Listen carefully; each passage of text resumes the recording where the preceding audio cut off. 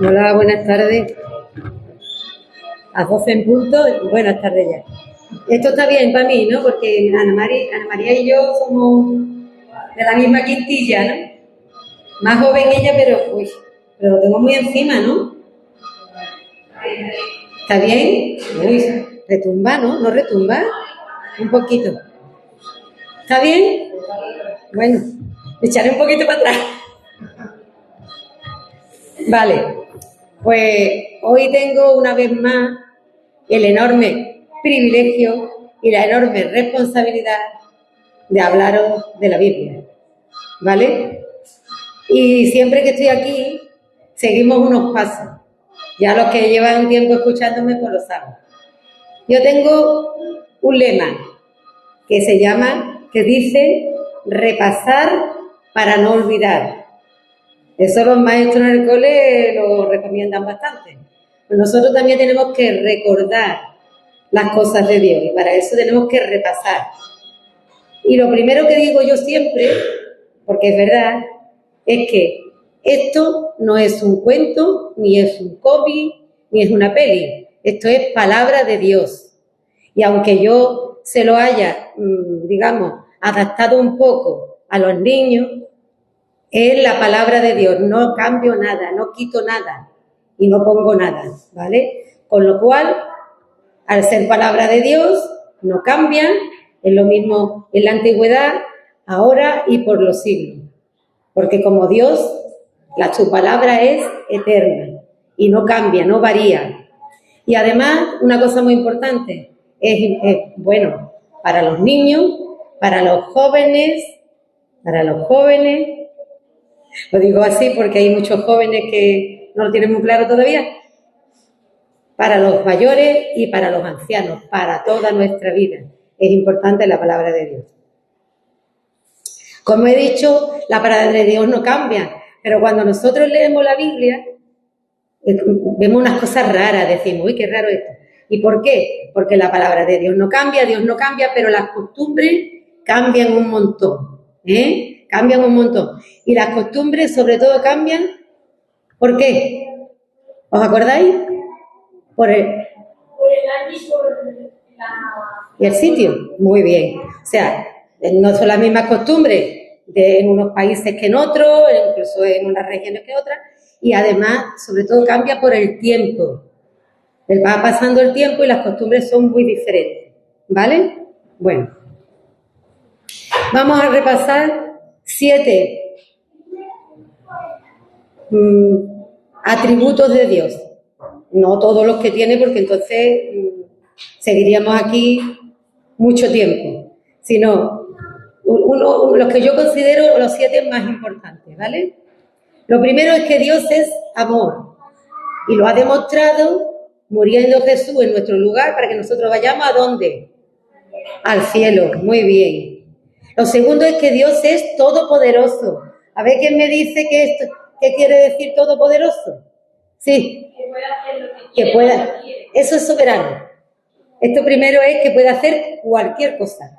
Él tiene poder sobre todo, ¿vale? Es todopoderoso. Después viene soberano, que Él hace lo que quiere, cuando quiere y como quiere. Y como tú dijiste la primera vez, a Él no le manda a nadie. Eso está muy bien también. Dios es soberano, ¿vale? Dios es paciente. Uy, qué cualidad más importante. ¿Quién de aquí es paciente? Que levante la mano los que son pacientes. Yo la escondo. ¿Tú eres paciente, Ana María? Uy, pues te parece mucho a Dios. Yo escondo la mía porque yo soy muy impaciente. Muy impaciente. Esa es la verdad. Bueno, la siguiente cualidad de Dios es que Dios es fiel. En estos tiempos, qué importante es esto también, ¿eh? Dios, todo lo que dice, lo cumple. Dios no cambia, no te cambia por otro, no se cambia de bando. Dios es fiel. Dios es justo. No te hace pagar a ti por lo que hicieron tus padres o por lo que hagan tus hijos. Tú pagarás por lo que tú haces. Y eso a cada persona, ¿vale? Y esta cualidad que a mí me hace llorar cuando la pienso. Dios es misericordioso.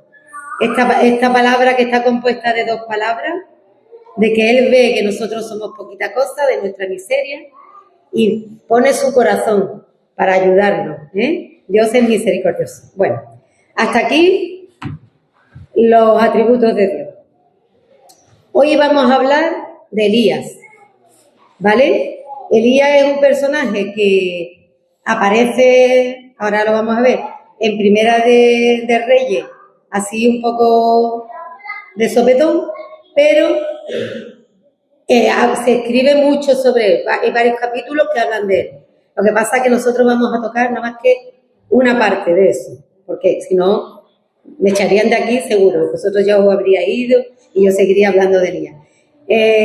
Yo lo he titulado La primera aventura de Elías con Dios. Bueno. Vamos a ver un mapa de la tierra de Israel. Mirad, más o menos. Hacia la mitad, un poquito más arriba, Israel, el país de Israel, se dividió, después de Salomón, se dividió. Entonces, la parte de arriba, un poco más de la cuña esa que hace, un poquito más arriba, se llamó Samaria. Y la parte de abajo, donde estaba el templo y Jerusalén con su templo, pues se llamó Judá, ¿vale? Elías va a vivir en Samaria y además va a vivir muy al norte, cerca de esto con el Líbano, de la frontera con el Líbano. El Líbano se llama ahora, pero cuando la Biblia viene como Sidón, pero eso equivale al Líbano. Eso para que no estemos pensando que la Biblia es una cosa rara y que nos dice cosas extrañas, que nos dice cosas que son reales, Vale. Bueno, todos los reyes de Samaria fueron malos, todos. ¿Por qué decimos que fueron malos? Porque dejaron a Dios y adoraron a los ídolos. Y el pueblo no se dejaba guiar y hacía lo mismo. En la zona de Judá hubo reyes malos y reyes buenos. Nosotros hemos estudiado aquí al rey Josías, que era bueno, por ejemplo, y alguno más. Bueno, pues cuando nació Elías, reinaba en Samaria Acab, que dice la Biblia que era más malo que todos los malos que habían habido antes. Él como se dice ahora, se rizó el rizo, ¿sabes? Tú eres malo, pues yo más malo. Lo que le pasó acá también es que se casó con una mujer mala. Se casó con una mujer que era de Sidón, porque sería ahora el Líbano, que era muy idólatra. En aquella parte, en Sidón, en aquella época, los ídolos más potentes eran Acera y sobre todo Baal. Y este ídolo no es nada, porque los ídolos no son nada, nosotros lo sabemos, ¿no? Los ídolos no son nada. Son muñecos que hacen los hombres y ellos se dejan llevar para allá, para acá, porque no tienen voluntad ni hacen nada. Pero los seguidores de Baal eran muy crueles y tenían prácticas tan crueles que Dios había prohibido expresamente, ¿vale? Que no vamos a recordar aquí para no ensuciar nuestra mente. No vamos a hacer eso, pero para que sepáis que eran muy malos, Y entonces se dedicaron, sobre todo la mujer de acá, que era Jezabel, la de Sidón, se dedicó a perseguir a los profetas, a los que creían en Dios, en el único Dios. Recordar esto, aquellos son ídolos, no son Dios. Dios es el único, el verdadero, el que tiene el poder, el que es todopoderoso y soberano, ese es Dios. Lo demás no es Dios. A los otros lo hacen las personas, pero Dios ha hecho a todas las personas y a todo lo que hay, todo lo que existe. Bueno, pues esta Jezabel, una de sus, bueno, no sé si Si sus distracciones, podríamos decir, era perseguir a los que creían en Dios. Los perseguía y los metía en la cárcel y, en fin, todas esas cosas. Entonces, llega Elías. Fijaros qué cosa más importante.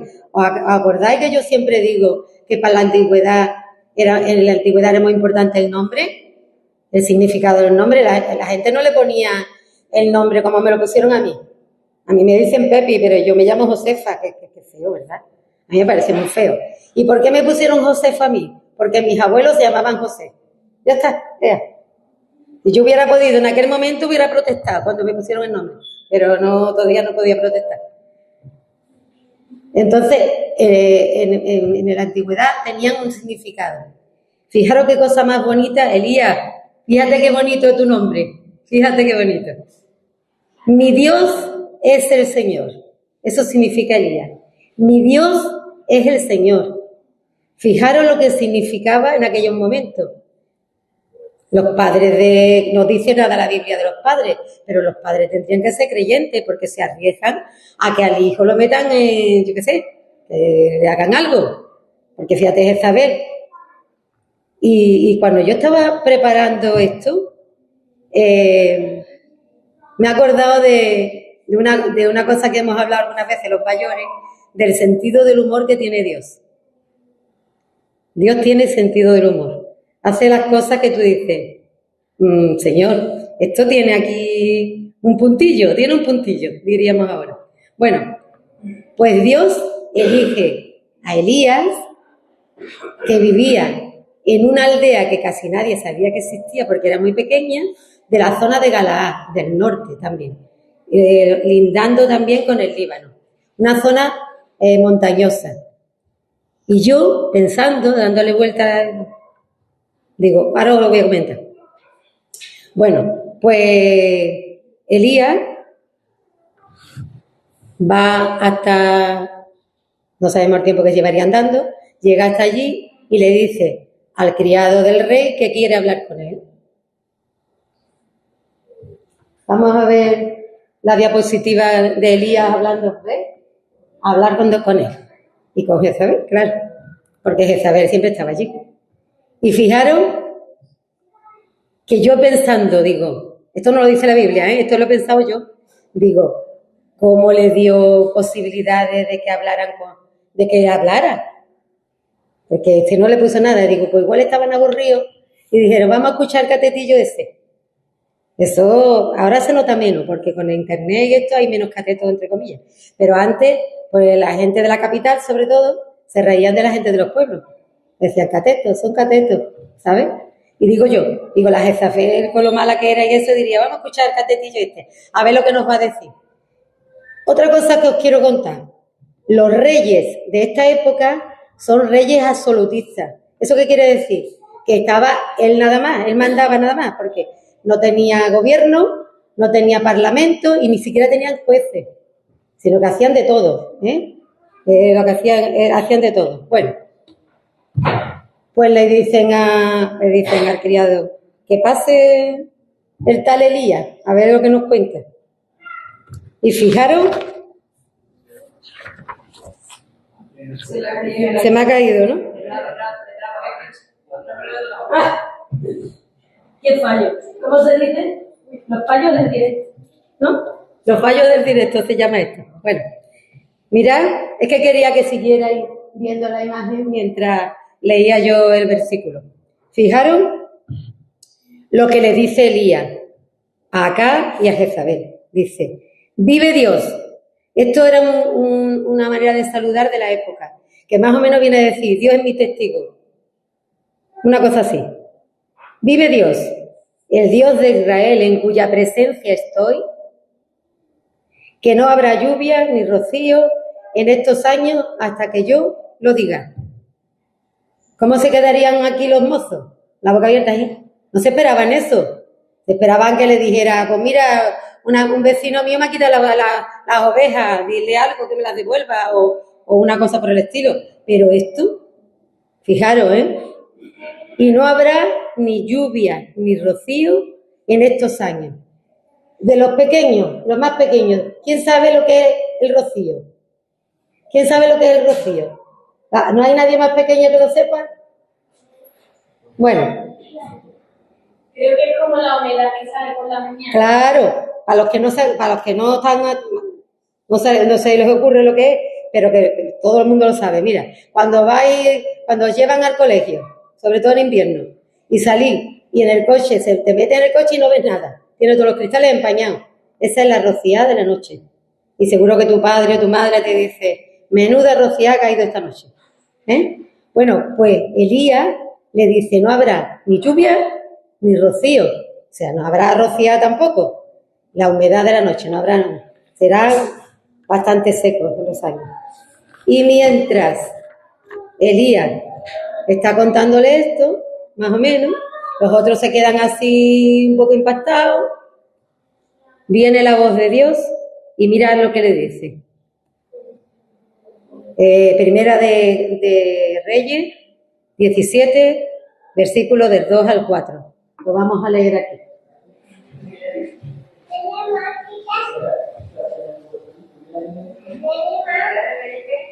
Primera de Reyes, 17, del 2 al 4. Mirad, ¿lo ves lo que dice? Y vino a él palabra de Dios diciendo, apártate de aquí y vuélvete al oriente y escóndete en el arroyo de Querit, que está frente al Jordán. Beberás del arroyo y yo le he mandado a los cuervos que te den allí de comer. Dice, claro, Dios estaba pendiente. Elías no sabía lo que pasaba. Y los otros se habían quedado impactados, pero estaba pendiente. Dice, cuando esta gente reaccione, se lo van a cargar. Lo van a coger y le van a decir de todo menos bonito. Y entonces, fijaros, esto es muy importante para los jóvenes. Jóvenes, esto es muy importante para vosotros. Para todos. Pero para vosotros, que todavía tenéis mucha vida por andar. Y que sois rebeldes porque lo pide el cuerpo y las hormonas. ¿Qué hizo Elías? Le dijo al Señor, ¿dónde me va a mandar? ¿A una cueva? ¿Y yo qué voy a hacer allí? ¿Qué voy a hacer yo con la cueva? En una cueva.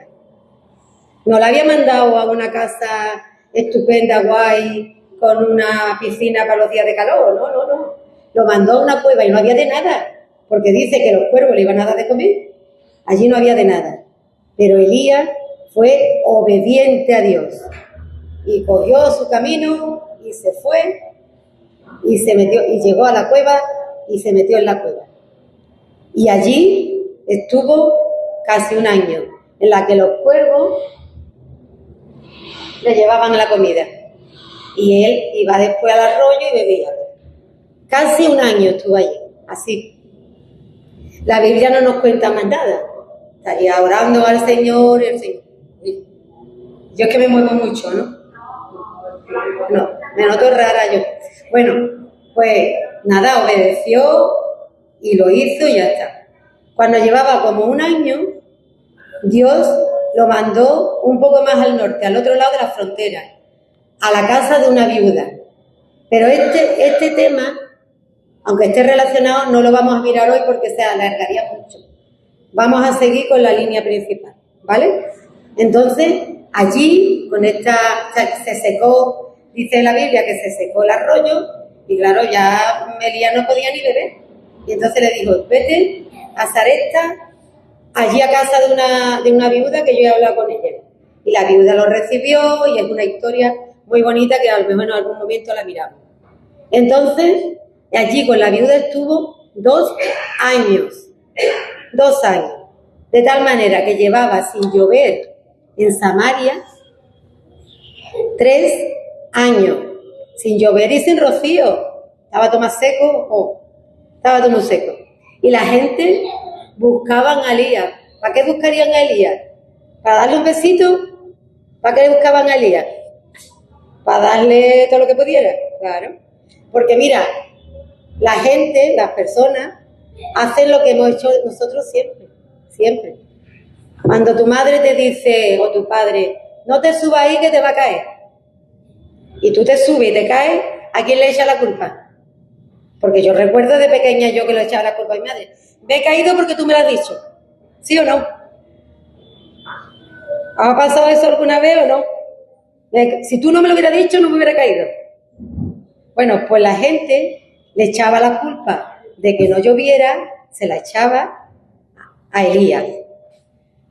Pero todas las cosas tienen su ventaja y su inconveniente.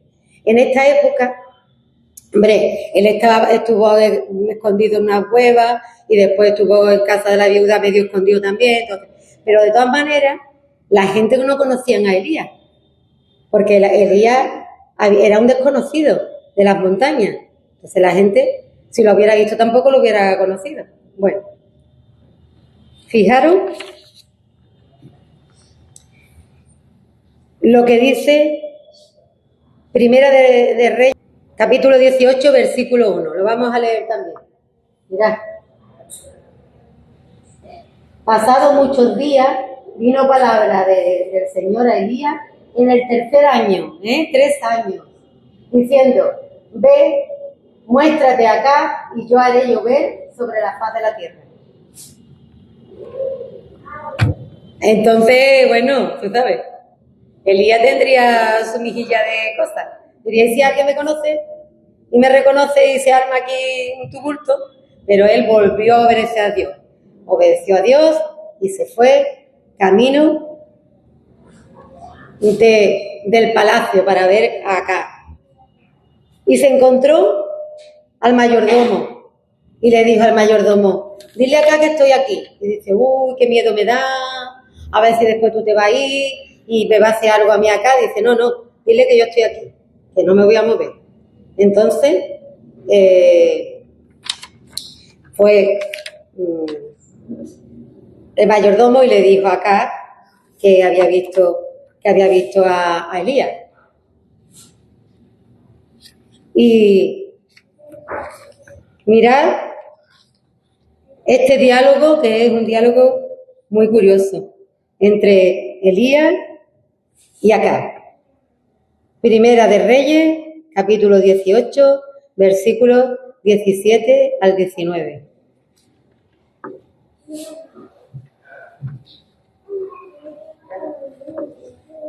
Cuando Acab vio a Elías, le dijo, ¿eres tú el que turbas a Israel? Se lo preocupa, el que le está dando problema a Israel.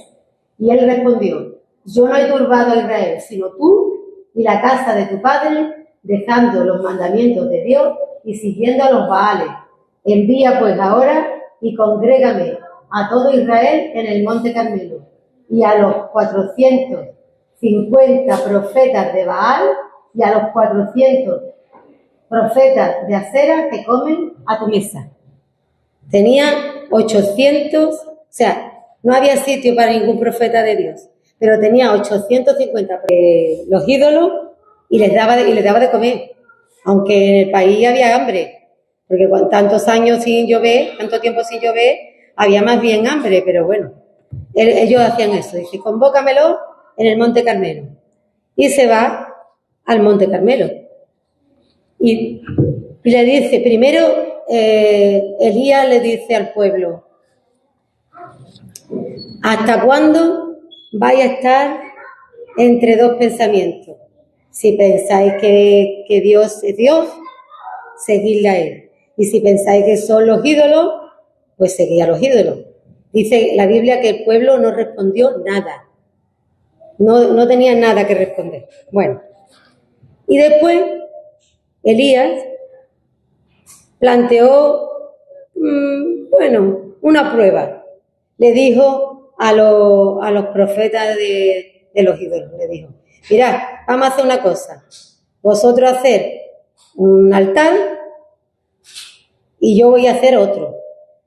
A los que no lo sepáis, en esa época se le hacía ofrenda a Dios también, de este tipo. Entonces, se tenía un altar que era normalmente con piedra, después se ponía leña encima y luego se ponía un animal muerto, como si viniera de la carnicería. No vayáis a pensar que lo ponían vivo ni nada de eso, no.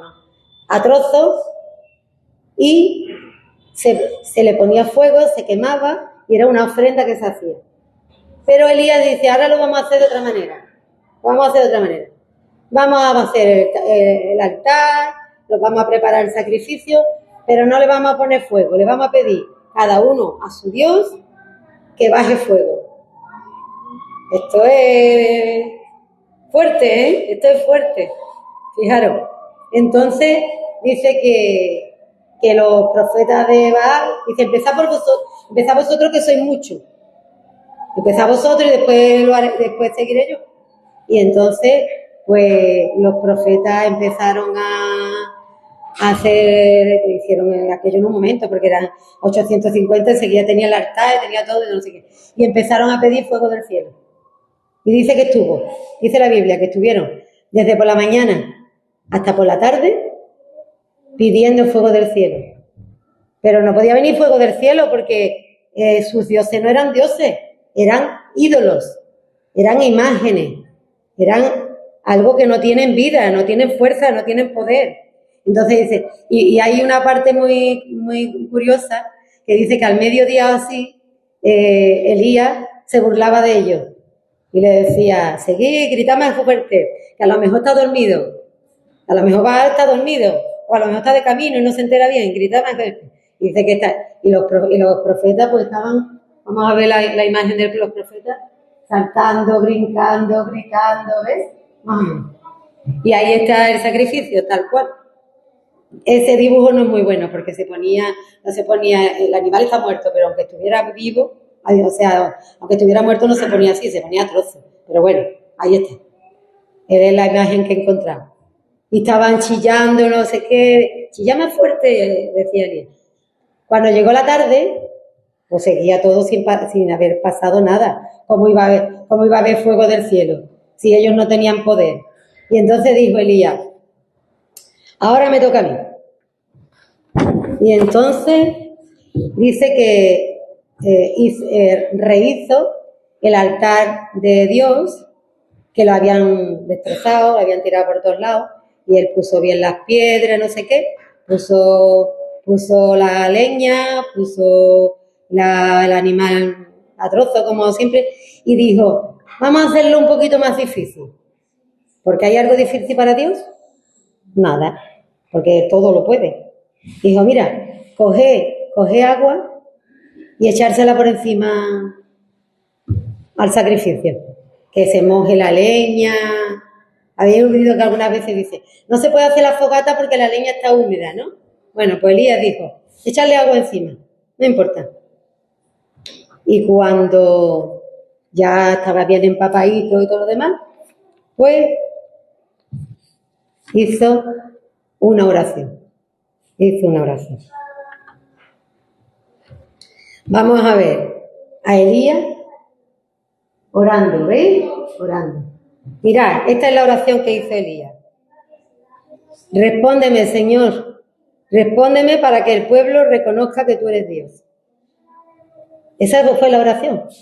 Y dice que entonces cayó fuego del cielo y consumió el sacrificio y todo lo que había en el altar que Elías había hecho. Todo. Mojado, no mojado, todo fue consumido por el fuego del cielo. Porque este era fuego de Dios y tenía todo el poder para hacerlo. Y viéndolo el pueblo, se postró al suelo y dijo, verdaderamente este es Dios.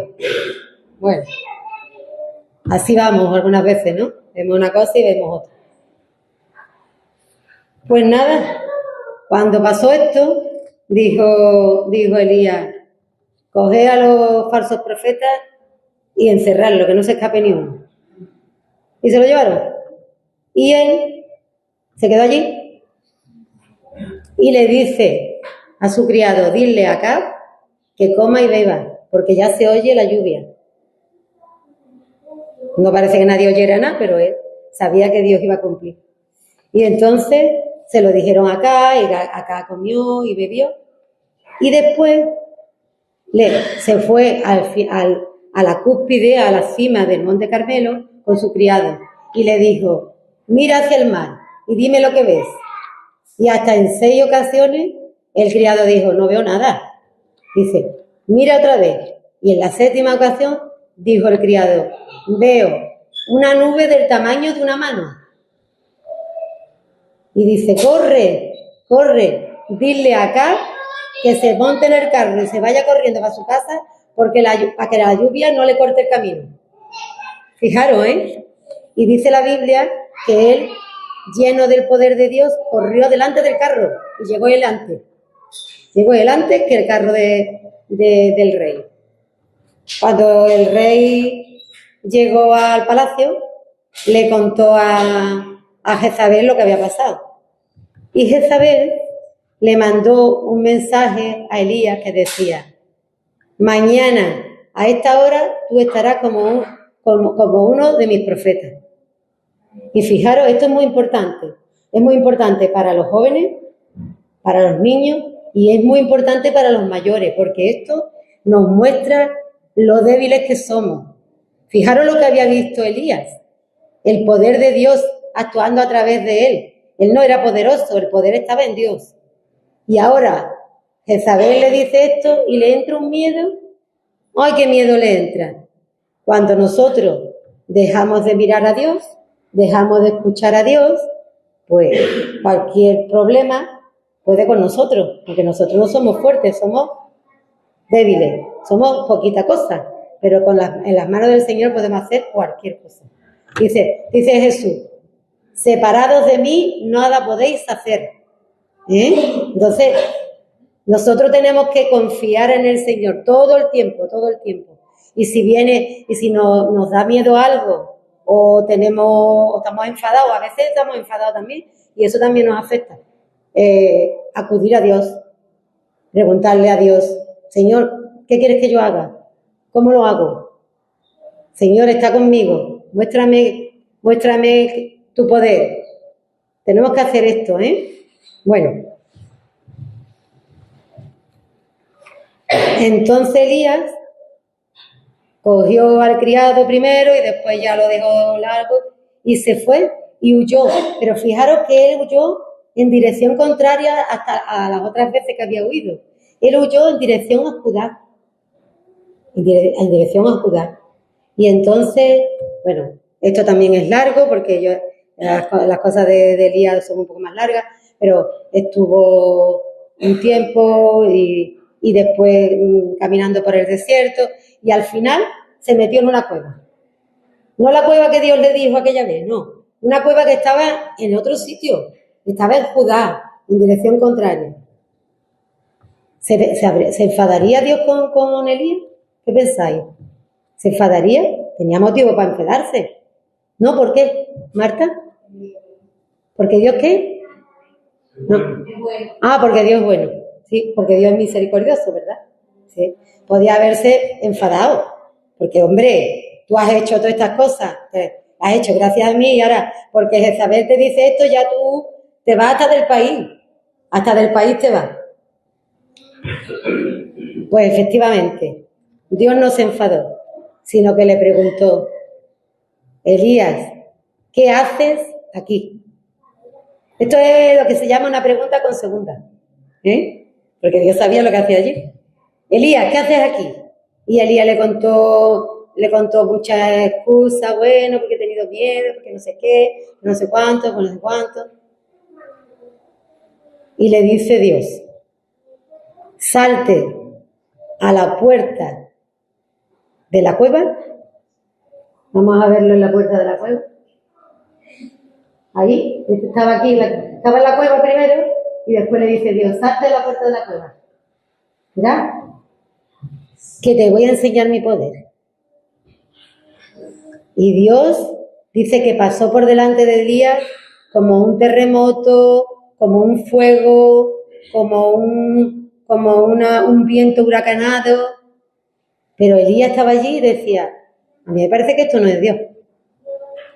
Y después dice que pasó un suave y apacible silbo, o sea, un aire fresquito, me imagino, agradable y suave. Y entonces Elías, cuando vio eso, se tapó la cara porque dijo, esto es Dios. Esto es Dios. Y Dios le dice, Elías, ¿qué haces aquí? Le pregunta por segunda vez. Y Elías no sabía qué responder, le contesta más o menos lo mismo. Y le dice, anda, vuélvete por donde has venido. Y yo te voy a enseñar que hay allí en Samaria 7.000 personas que creen en mí como tú lo haces. No estás solo, no te voy a dejar solo. Hay 7.000 personas. Bueno, la historia de Elías no se puede contar mucho más porque si no me alargo mucho. En otra ocasión a lo mejor miramos otra parte, pero nos enseña a nosotros que Dios está pendiente de todo, de todas nuestras cosas, no solamente de las cosas que nosotros consideramos muy importantes, también de los pequeños detalles. Y fijaros que Dios creó la iglesia para que vivamos también en comunidad, para que no nos sintamos solos. Los mayores, los niños todavía no tienen a lo mejor esa experiencia, pero los mayores, ¿cuántas veces hemos estado que no sabemos para dónde mirar y venimos a la iglesia y un hermano te da un abrazo y otro te da una palabra de apoyo y solamente nos queda por decir, Señor, gracias que hay más personas que creen como yo, para no sentirse solos. Bueno, chicos, chicas, importantísimo, no dejar al Señor jamás, jamás, nunca. Y cuando tengáis la tentación de hacerlo, acordaros de Elías, que le fue muchísimo mejor cuando obedecía que cuando se fue por su cuenta. ¿Sí? Bueno, que el Señor nos bendiga a todos.